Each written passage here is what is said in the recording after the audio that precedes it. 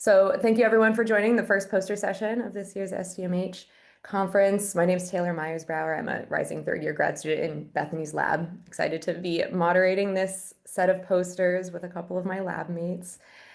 Just as a reminder, we'll have about 2 minutes for each presenter and 4 to 5 minutes for questions after each one.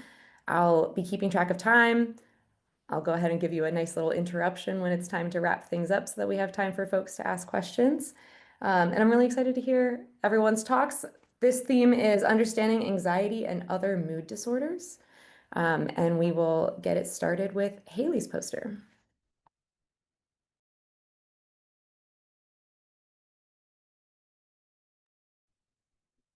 All right, can you hear me okay?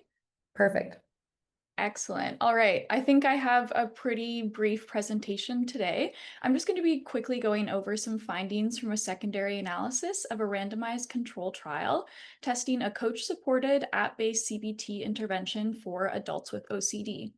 So this was a secondary analysis where we asked if greater cognitive flexibility, which is the ability to adapt when thinking and behavior in response to changing situations, if this predicts greater reductions in OCD symptoms over the course of a 12-week treatment.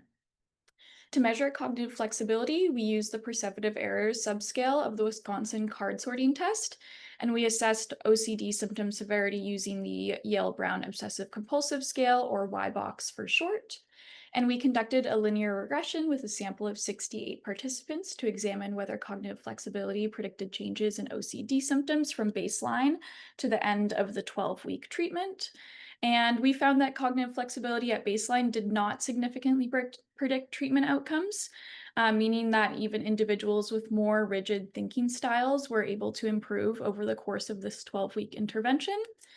And these findings can suggest that app-based CBT can still be effective for people with lower cognitive flexibility. That said, future research with larger samples is needed to fully understand whether cognitive flexibility plays a moderating role in digital interventions for OCD. All right, that's all I had for you today. Thank you so much for listening. Any questions from anyone? Happy to answer. Yeah, Bethany.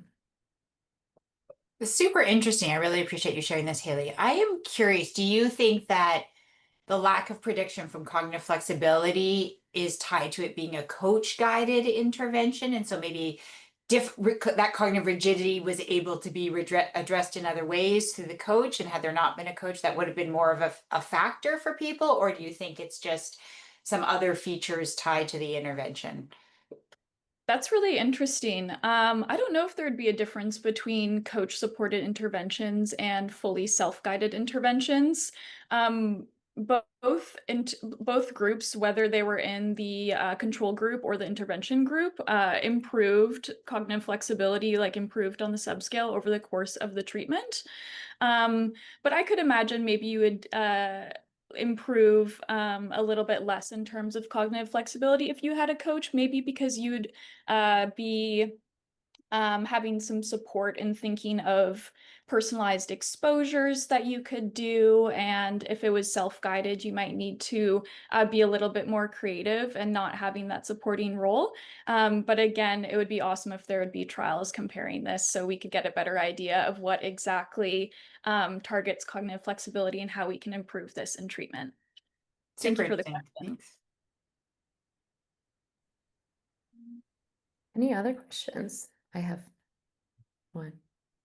I'd be curious to know sort of like what was the content of the non-coached control group? Because it's really curious that you saw changes in cognitive flexibility even without active intervention. Yeah, it was really surprising. Our control group was, it's called Health Watch. So it's kind of like a health and well-being program. It's a lot of text content. It's very text heavy. So it would give you like education around healthy diet and exercise. And it might have some little like linkages in between like mood and behavior and sleep. But it doesn't have that personalized like exposure and cognitive restructuring training that we see in CBT. Yeah, so that was what was in the attentional control. And people still really enjoyed it. People did still improve and over the course of the control group. which was surprising, but of course, individuals in that CBT group improved more than the control condition. Awesome, thank you. Thank you. Any other questions for Heyli? Great. Well, thank you so much. Those were super interesting findings. Our second speaker is going to be the wonderful Tumbi, who's been leading the Zoom charge for SDMH. So go ahead and share your screen, Tumbi. I'll keep an eye on the time. Can you see that and not my notes? Perfect. Okay.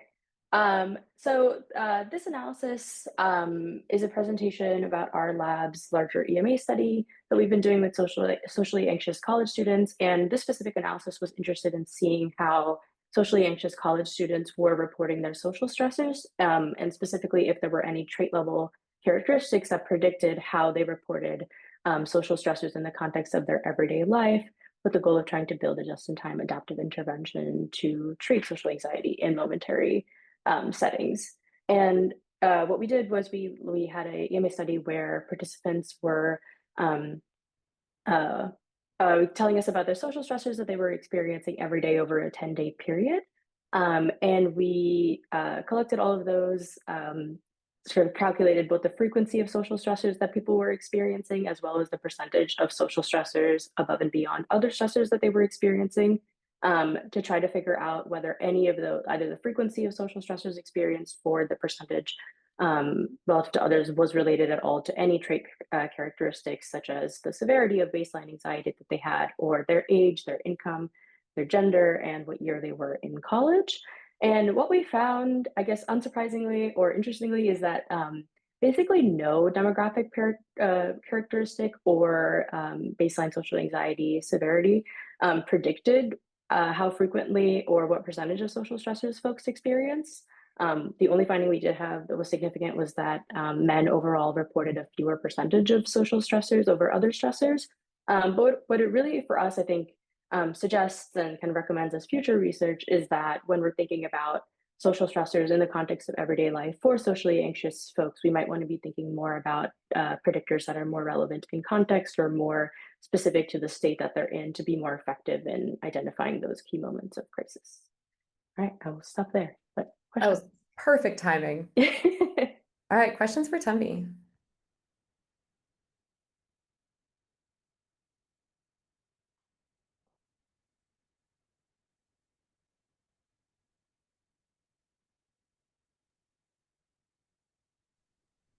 I have a quick question. I was reading your future directions, and you mentioned like momentary characteristics. Do you have an idea of like what you would want to do for this? Like if it's like experience sampling or kind of like those quick EMAs, what questions you would ask? Yeah, that's a great question. So I think a next follow-up to this, and other folks in our lab have been doing this research of like, we're looking at baseline social anxiety. Can we get better when we're looking at social anxiety that's happening in the moment if people are saying that they're anxious? And then our goal is also to look at like a passive sensing paradigm. So can we figure out, what people are doing when they're reporting these stressors? And also in a future study, what we're hoping to do is try to get better at like understanding what's happening around them in their social world when they are experiencing some of those social stressors. So lots of interesting different directions we could take this with. This is sort of a first step to kind of justify that like there is a lot more that we need to understand for some of that predictive work.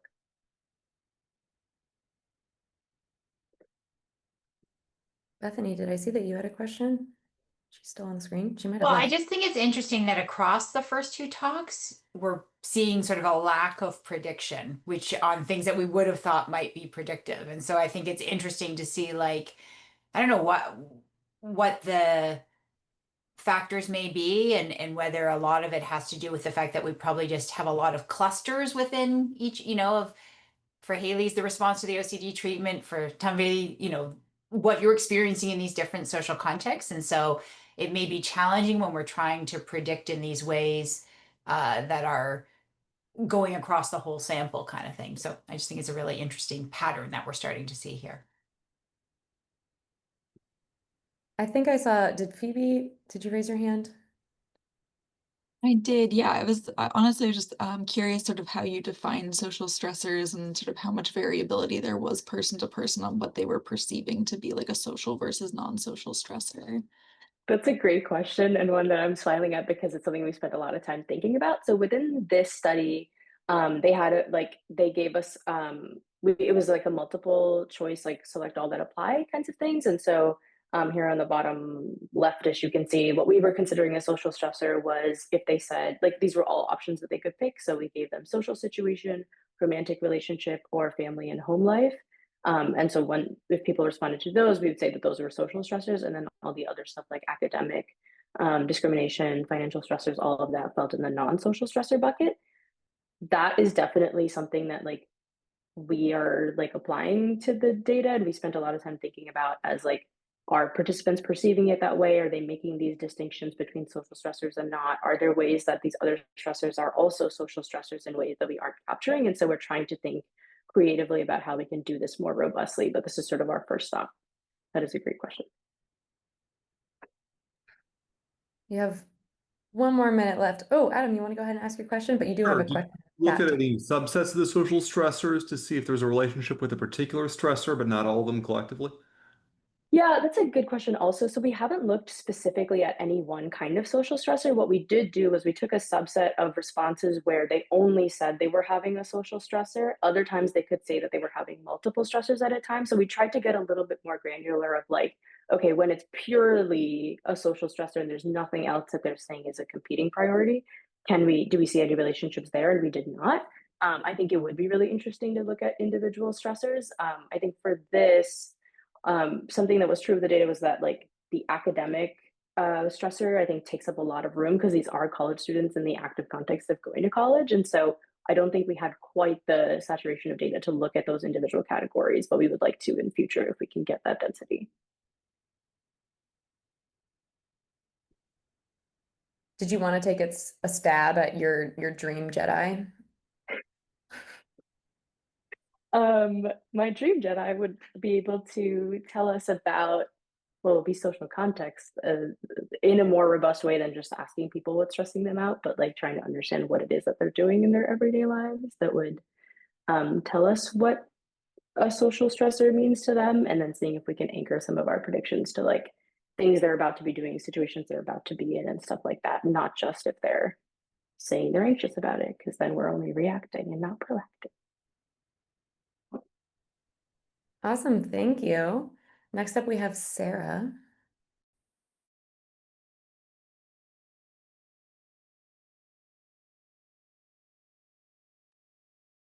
Can everyone see my screen? You're just a smidge too zoomed in. That's perfect. Okay, great. And my sound is okay? Okay, great. So measuring changes in self-injurious thoughts and behaviors, SITBs, is a challenge in suicide prevention trials. One tool that is a continuous measure of SITBs is the self-injurious thoughts and behaviors interview, although it does not yield a summary score, and so it can be difficult to interpret the data in the context of clinical trials. And so our goal here was to explore the feasibility of creating a continuous summary score. And we did so by conducting a secondary analysis of data, which included adolescents aged 12 to 19, who completed the SITB and the Beck scale for suicidal ideation at 3 different time points, which were baseline, 6 months, and 1 year follow-up.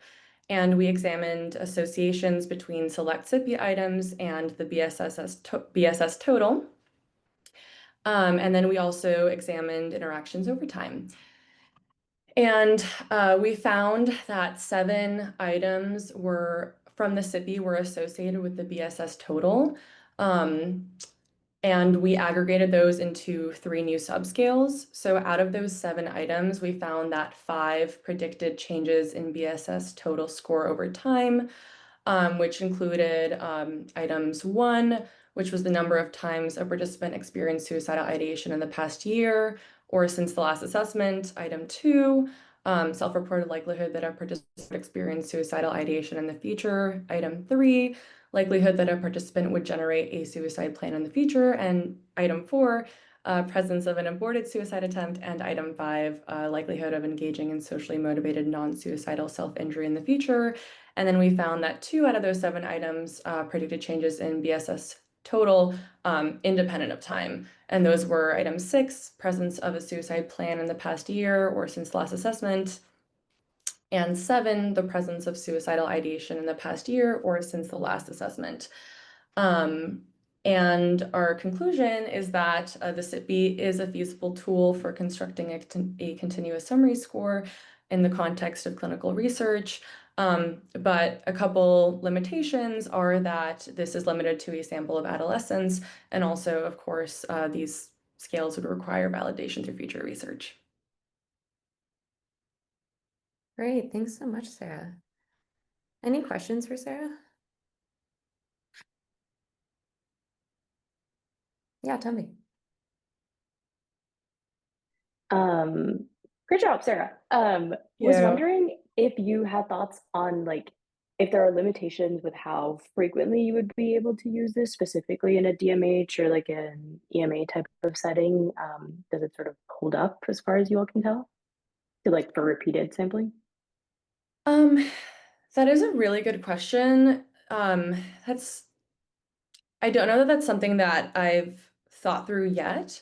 It's definitely something that would be important to explore. But yeah, I mean, this is pretty new, so not quite sure, but I can definitely look into that and get back to you.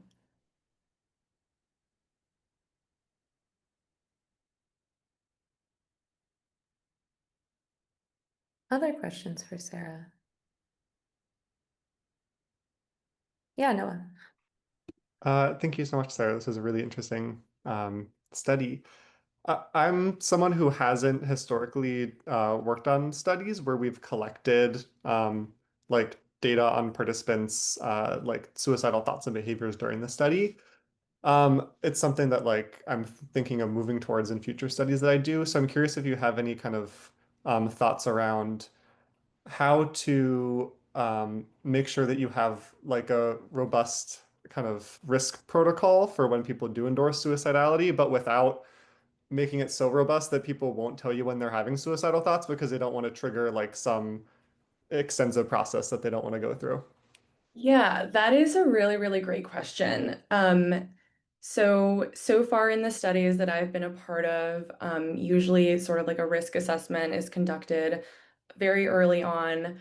And it's just sort of part of that like initial screening. And so, you know, to your question of you want it to be robust, but you don't want it to be so robust that, you know, people are unwilling to be honest. I think that with, you know, self-reported data, there's always the possibility that people are not being completely 100% honest just because they want to be included in the study. You know, they've read through the kind of eligibility criteria, and so there's always that possibility.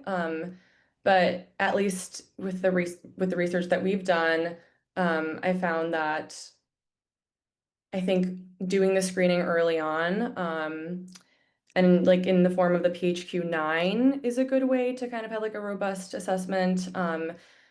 We also, in some of like our longer studies that take place over the course of time and not just in one session, the PHQ-9 will be facilitated like at different points throughout. And so that's another way. And another thing I can think of is it's good to consider kind of what maybe your cutoff is in terms of who you want to include. In some of our studies, we had a cutoff that was, I'd say like a little bit lower, or we didn't include participants who, you know, may have exhibited some imminent risk. But in one of our more recent studies, we've actually sort of allowed participants who do exhibit some more imminent risk to be a part of the study. But we just make sure that when they exhibit that risk, we perform like another additional risk assessment call and kind of really talk through it with them and make sure that, it's not very, very imminent, I guess. Does that answer your question? Sorry, I know that's a little really bit of good. rambling there, but No, that's super helpful to hear some of your thoughts on that. So thank you. yeah.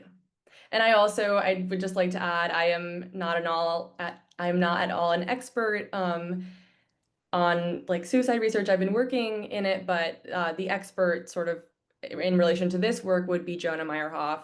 And Noah, if you would be interested in, asking him some of those questions or connecting, please feel free to reach out to me and I'd be happy to facilitate that.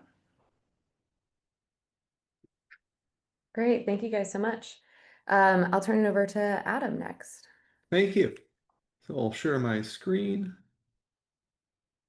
Okay, so everyone can see that. And also let me put something in the chat. Here we go. So I've got some handouts there at paperprovider.com/cyberchondria, so you can see the details. So here we are here to discuss implementation of the cyberchondria severity scale in the empirical literature. I'm joined in the line by my co-author, Cayetana Calderon-Smith, and we wanted to answer some questions about a research instrument that's increasingly in use. So cyberchondria is a portmanteau of the words cyber and hypochondriasis, and it's really an emergent concern in digital health. Originally, it was measured using a 33-question scale, the cyberchondria severity scale, and a number of people over the years have created other implementations of it. The original authors of the CSS created a short form that's called the CSS-12. Unsurprisingly, the CSS-12 has 12 questions, whereas the original one is 33 questions. And these scales are really being used all over the world, and as a result, they've been implemented in many different languages. Many studies have been conducted, for instance, in both Turkish and Chinese using these. So we wanted to understand to what extent is the CSS being used now versus the CSS-12, what's the trend been, and how does this vary across languages? To do all this, we went to PubMed Central and we looked for publications published from the dawn of the CSS-12, that is May 1st, 2019, to 2024, the end of the year then. And we looked for publications that include the term cyberchondria. We excluded ones that were mentioning COVID in the title, that did not mention the CSS, or not empirical or not in English. The primary outcome we observed was whether or not the study used the CSS in its original 33-question format, or if it used the 12-question CSS-12. We had independent variables in our analysis: year as well as language of scale. And what we did was we conducted some chi-square tests to look at association between scale type and year. We also did a Spearman's rank correlation to look at temporal trends. What we found, as shown in table 1, is that there is no significant association between publication year and instrument choice. P is equal to 0.48. And the relationship between year and percentage of articles using the CSS-12 was not significantly monotonic. So there's not a trend. Then, as shown in table 2, we looked at the languages, and we found that the largest volume of papers utilizing the CSS were in Turkish, while the largest volume of papers utilizing the CSS-12 were in English. The only language for which there were more papers written using the CSS-12 than the CSS was Chinese. So what do we make of this? Well, what this suggests is that both are in active use today. It's not like the CSS is fully deprecated and replaced by the CSS-12. And perhaps the reason for this is the CSS in its original format measures some additional things. Namely, it measures the mistrust of medical professionals construct, which is deleted from the CSS-12. So they're not exactly perfect substitutes for each other. While we did the best we could to see everything we could find within PubMed, the study may not be fully representative of everything out there because there's probably a gray literature, the scope of which we do not know and cannot be known. So in conclusion, both instruments are still valid and still readily in use, and they are being used in multiple languages. So I'm now open for questions.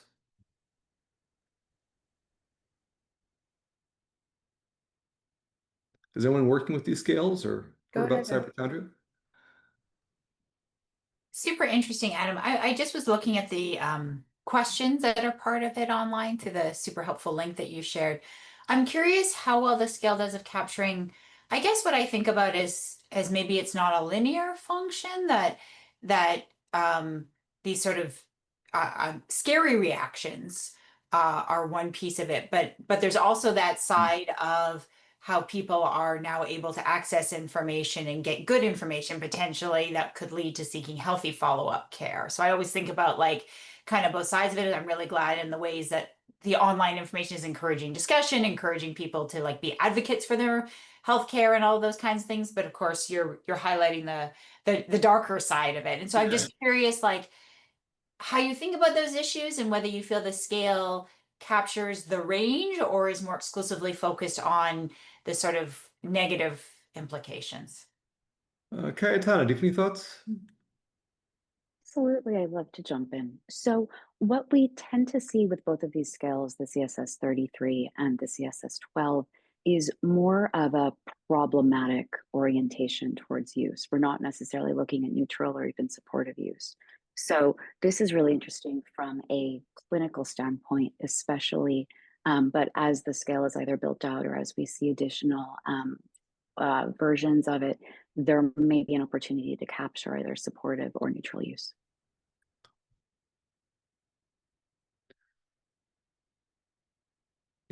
We increasingly think the skills themselves may be deprecated. So they don't really accommodate use of ChatGPT, for instance. They assume really a web browsing modality of interaction with digital interventions, which is not all the case right now.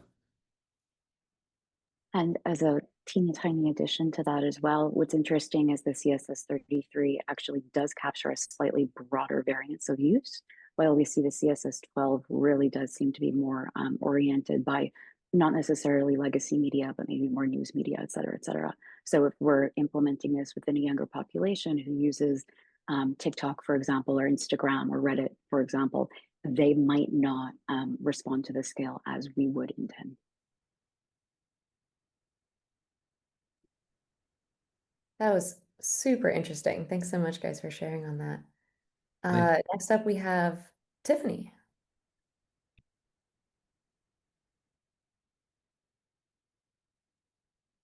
Hello, can you see it? Okay. So AI has been positioned as a transformative solution to deliver evidence-based treatments like CBT. But what is the actual evidence for its effectiveness? To answer this, I conducted a systematic review following PRISMA guidelines, thematically synthesizing peer-reviewed RCTs to determine if AI CBT can genuinely reduce anxiety. So the findings were very interesting. AI CBT was largely ineffective for anxiety, with only 1 in 14 studies showing significant benefit when using an intention to treat analysis. When we include per protocol analyses, 5 out of 14 studies showed significant benefit. And there were 4 major patterns. First, AI delivered third wave CBT like mindfulness and ACT outperformed second wave CBT for anxiety, even though a meta-analysis showed that they were equally effective when delivered by humans. So second, AI CBT was more effective for younger than older populations, which is I guess more expected. Third, increased personalization using more advanced AI systems did not lead to better outcomes. And lastly, even though previous studies suggested that supplementing AI with human coaching will improve engagement, it did not improve effectiveness from our systematic review. So unfortunately, according to our quality assessment, most studies had some risk of bias, primarily due to high attrition rates and inadequate statistical design. So what is the final takeaway? It's that we need to shift our focus from simply advancing technical tools to deepening our understanding of the complexity within implementing AI CBT interventions. It means really getting specific. We must find out which therapies are suited for AI delivery, how to deliver them, and how to ensure that key populations can genuinely benefit. So if we would like to know more about the methods we use, the extraction table, stuff like that, please scan the QR code. So thank you very much. Does anyone have questions?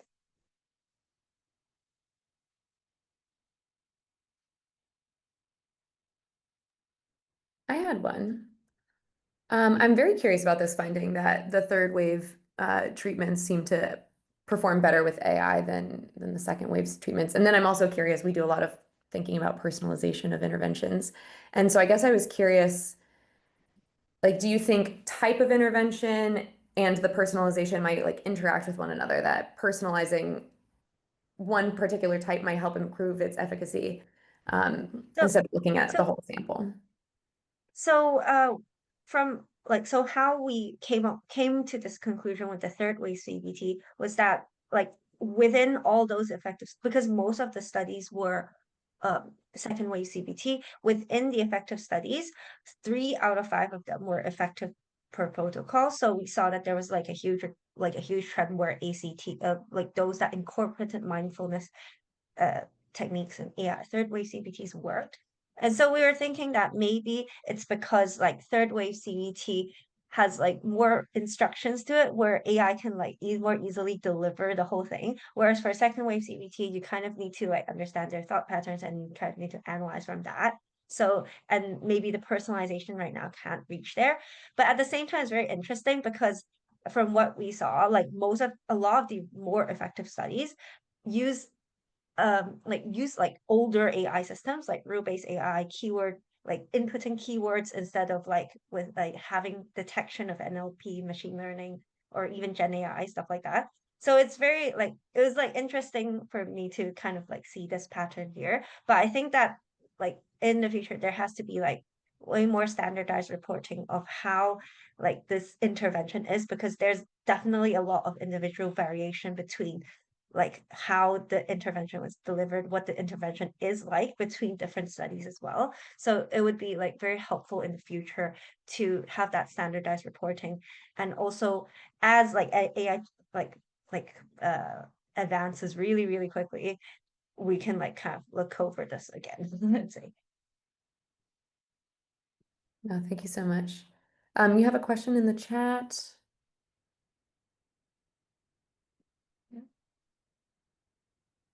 About your specific inclusion criteria and search terms? Yes, we included mindfulness-based CBT as well in our search terms. We included various permutations of CBT, which yeah, I can like I think it's in the QR code, but if not, I'll update it later. But basically, we include mindfulness-based CBT, we included ACT, we included CBT, we included like the word cognitive, and like to ensure that like everything is included.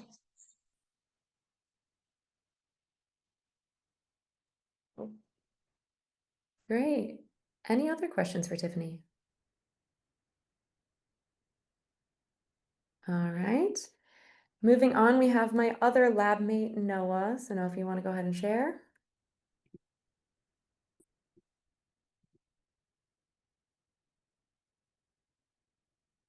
Okay. Hi, everybody. My name is Noah French. I'm a clinical psychology PhD student at the University of Virginia.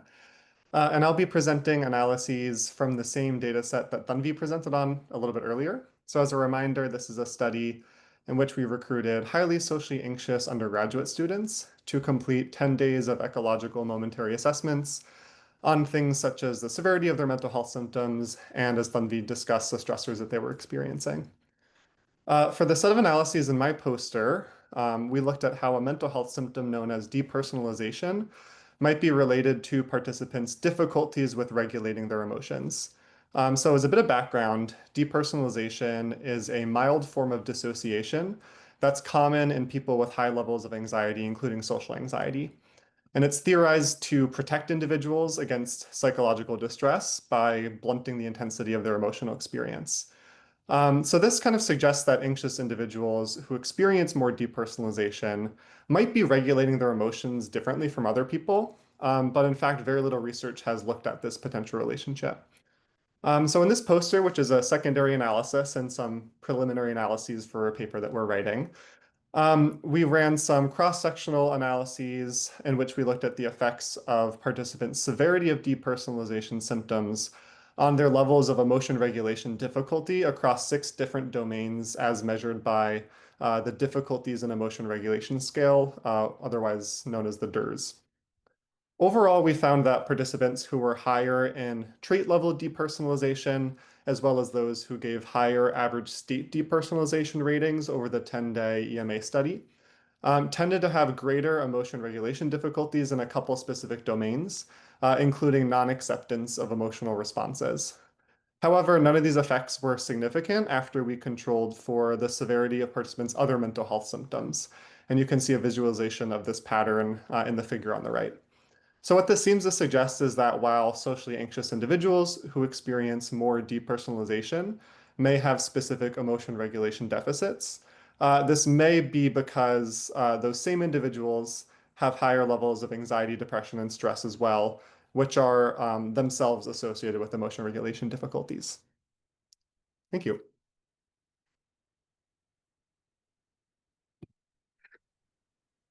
Great. Any questions for Noah?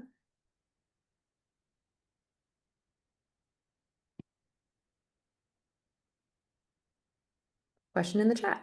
How did you ask participants about their depersonalization each day to ensure that, oh, yeah, kind of like orienting participants to what depersonalization is? Yeah, that's something that we definitely thought about, given it's less widely discussed as a mental health symptom compared to anxiety, like mood problems, things like that. So in our measure of trait depersonalization, we use the 2-item version of the most kind of widely used and validated measure of trait depersonalization. It's called the Cambridge Depersonalization Scale. For our kind of item that we measured like 7 times per day during the 10-day EMA portion, we basically gave people a slider and said, in this moment, how, and we use the anchor detached / unreal do you feel? And so we knew that that was probably not enough information for people to really know what we were asking about. And so in the baseline study visit, we gave people a pretty comprehensive like clinical definition of like, what do we mean by this item that you'll be filling out throughout the days. And so that explanation said something like, oh, this question is asking about a psychological symptom that's called depersonalization. It could look like different things for different people, but sometimes it might feel like a disconnection with your surroundings or with respect to yourself. We gave some examples of what that might look like and tried to make sure that participants were like on the same page with respect to like, what are we talking about before we kind of sent them off into the wild to start rating their state levels of depersonalization.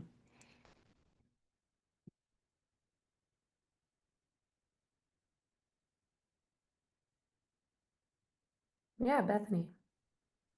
Super interesting question that I don't think we have talked about very directly is how much you think these responses are unique to, or the pattern of findings is unique to socially anxious participants versus other types of anxious participants. That's a good question. I think that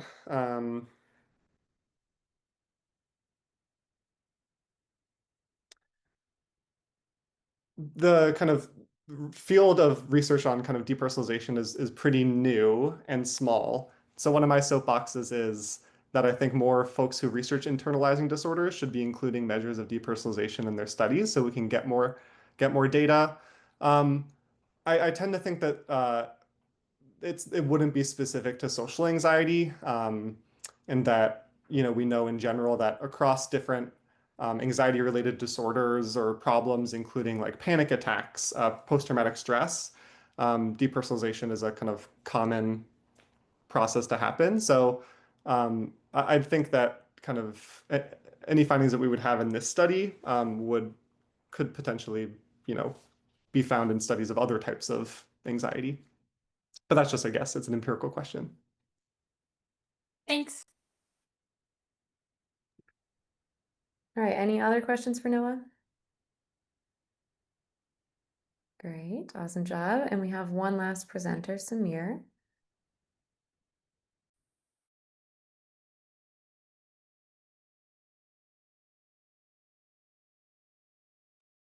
Hello, my name is Samir. I'm currently a clinical data scientist at a company called Aura, but the work I'm presenting today is from my time at UCLA, working with folks like Michelle Krask and my advisor, Alex Bowie. So the aim of this work was to see, kind of in contrast to the earlier posters where there was expected findings but null results, here kind of didn't expect a result and we ended up finding one. What we were trying to do is detect in a global nomothetic setting whether or not we can predict real-time reward or affect measured via ecological momentary assessment or like momentary questions. And these are things related to like sadness, stress, anxious, for example, like how sad do I feel right now? We have a data set from the Optimus study, which had 245 participants measured over 13 weeks, collecting close to 25,000 EMA sessions. And what we find is that using just their watch and phone data, so measures like heart rate variability, ambient audio, how loud it is outside, and other measures, we're able to predict above random chance in a held out test set of users many of these constructs, 11 out of 15 EMA questions that we look at. That's this heat map on the bottom left. On the right, what we also see, though, is massive differences based on clinical and demographic factors. For example, this one item, it's a reward-related item, said, I could be doing something positive, but I'm not because I don't think I'd enjoy it. In this, we have an AUROC of 0.68 in males, which is surprisingly high for how difficult this like computational task is. Again, it's just around 2 hours of passive measures in relation to detecting this item's true or false value. But we see a value on AUROC of 0.5 in females, which is random chance. It doesn't work. And this isn't because of discrepancies in or imbalance in the data set. We actually find that there's 60% female representation within this data set. There's many other factors that also seem to influence model performance that aren't included in the actual model as features. For more information about this work and some of the results, I encourage you to check out the preprint of this QR code. I'm happy to take any questions.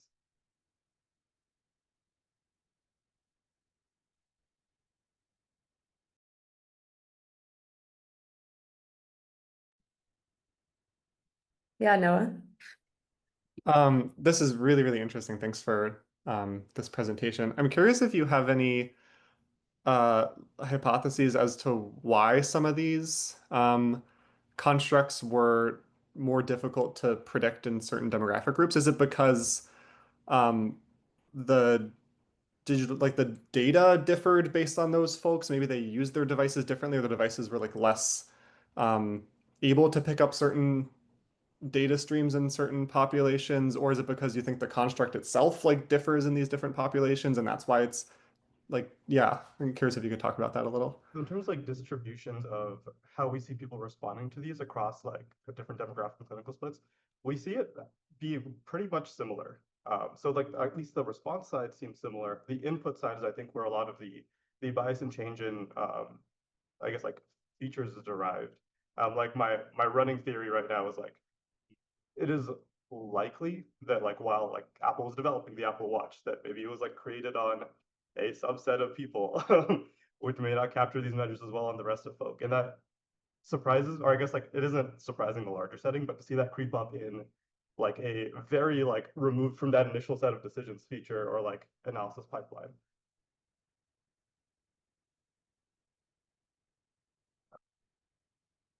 Yeah, thanks for the question. Yeah, thank you.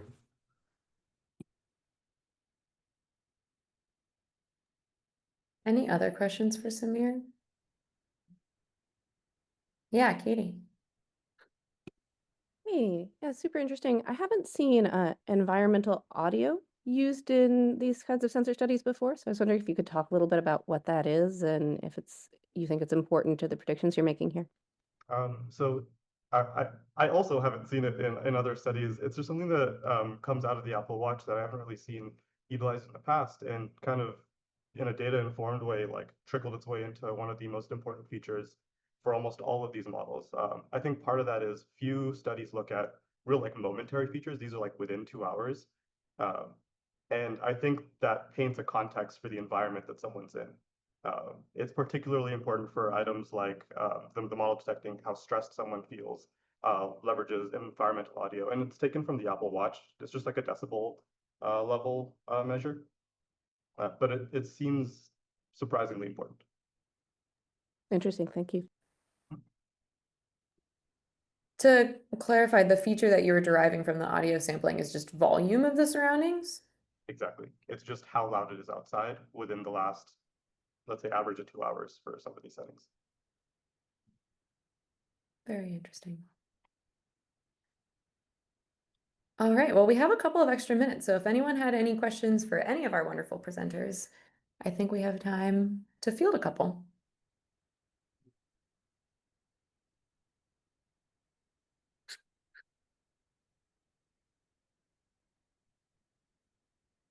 Thanks, everyone.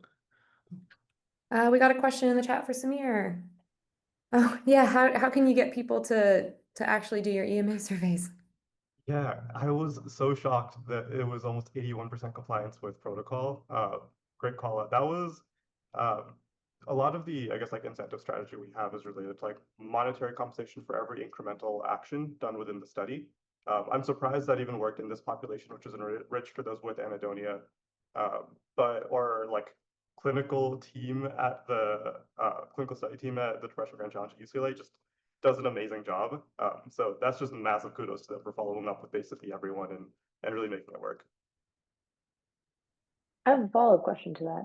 Were the EMAs running on the watch, or was it EMAs on the phone and then data from the watch? EMAs on the phone and data Okay. and data from the watch and phone. Okay, thank you.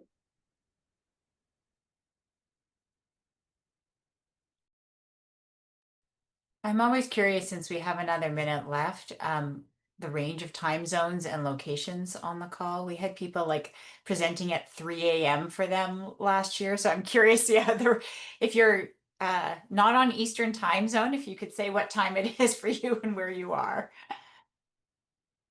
Hopefully no one's up totally in the middle of the night here.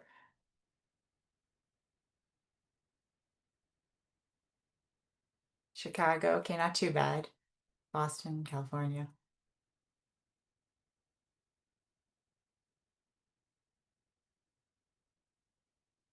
All right, we're getting off pretty easy for this group. Can't remember if we checked how many different countries we have represented this year, but it was many last year. And so, yeah, it was all time zones. That's a great question. You know what? Maybe we'll figure that out soon. It'd be exciting to know. Well, fascinating set of talks. Really appreciate everyone sharing their work. Thank you, Taylor, for moderating. Yeah, of course. Thank you, everyone. Hello, Caitlin. And I'll see you guys back in the main lobby.